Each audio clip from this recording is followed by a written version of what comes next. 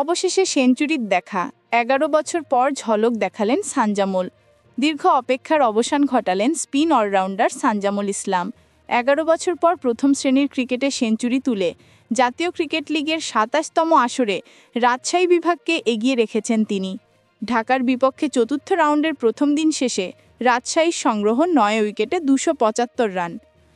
রাজশাহী বিভাগীয় স্টেডিয়ামে টস জিতে ব্যাটিংয়ে নেমে শুরুতে বিপাকে পড়ে স্বাগতিকরা। মাত্র ৪৯ রানের মধ্যে সাজঘরে ফেরেন ওপেনার সাব্বির হোসেন ১৭, তানজিদ হাসান তামিম ৭ এবং উইকেট রক্ষক প্রীতম কুমার ৯।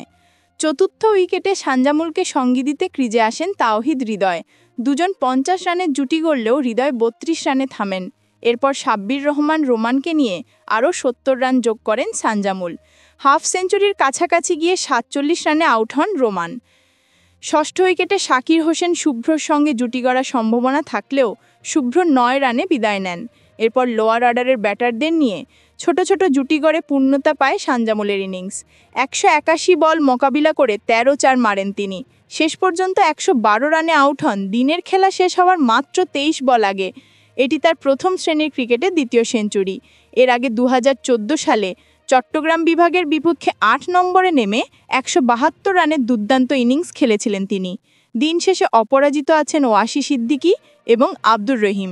ঢাকার হয়ে আশরাফুল ইসলাম সিয়াম ৪টি এবং সালাউদ্দিন শাকিল ৩টি উইকেট শিকার করেন।